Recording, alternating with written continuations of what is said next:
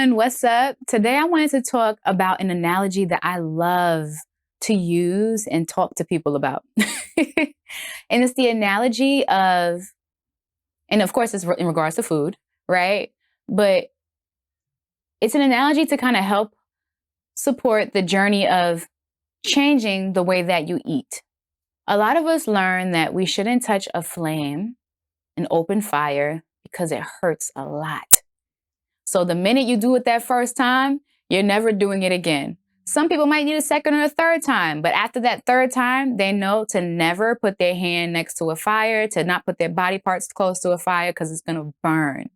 For some reason, when it comes to food, we'll have a thing that, like, for example, might make us feel extra, extra bubbly inside. It might, give us the runs. It might actually, give us slight, a little allergic reaction or whatever. We'll get certain sensations and feedback from the food that we have, but we'll still keep having that thing.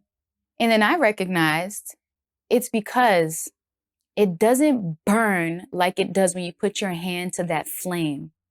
It doesn't hurt as bad. It's something that you can tolerate, you can deal with.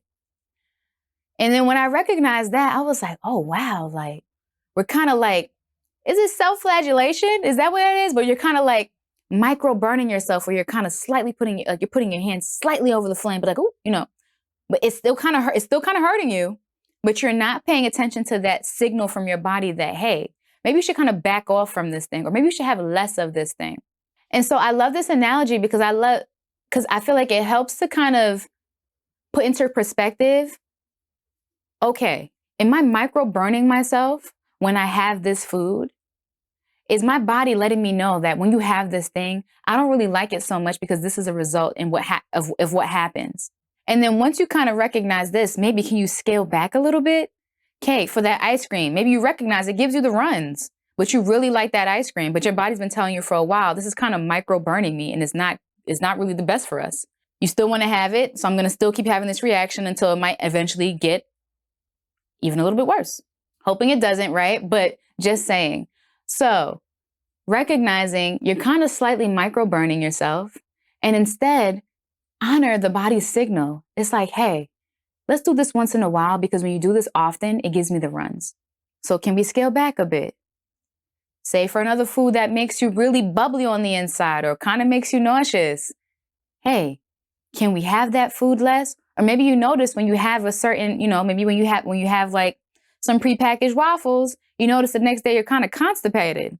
But the thing is, you actually notice the pattern. Like, you notice the pattern that every time I have this, I get constipated.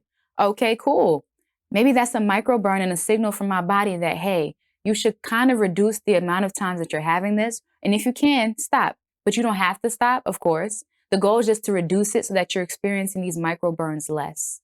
So I hope that made sense. It's just an analogy I really love, because it just goes to show how sometimes we kind of keep putting ourselves close to the flame, but not listening to our body when it's letting us know that, hey, this is not the best for us. And so we find ourselves we consistently keep doing a thing until something kind of happens to make us officially stop doing that thing. So pretty much just wanted to share that in terms of honor your body, honor the signals. When it's letting you know that, hey, this is not the best thing for me, listen. And I get it. I know how difficult that can be, because there were plenty of microburns for me. There were plenty of signals I just did not want to listen to, because the food tasted better than whatever that signal was sharing or talking about. I get it. But the thing is, if we want to step into every single moment being the best version of ourselves, we have to listen to the things that stop us from being that. And sometimes those things could be what your body's signaling, like, hey, just reduce the amount of times you have that. You can still have it, but I'd rather us have the runs once a month than every single day. I'd rather us be constipated once every 2 months than every single day, So whether that was TMI or not, I just really felt compelled to share that analogy, and I hope it made sense. Let me know if you have any comments or any questions in the chat. Share with a friend if you feel like it will resonate. And of course, check out my website, So Called Cash. On there, you can find custom meditations, custom affirmations, custom song phrases. And these were all things pretty much to help support you on your journey from where you are to where you want to be, and to navigate the in-between, which is where we tend to fluctuate mentally, or we kind of tend to want to give up, but we don't give up. And so the same way you would listen to a gospel song, or the same way that you would listen to an inspirational, speaker or something like that, the goal was to kind of offer this same kind of support, but with custom things that exactly are fit and tailored to what you are experiencing. As always, have a fantastic day. And until next time, bye.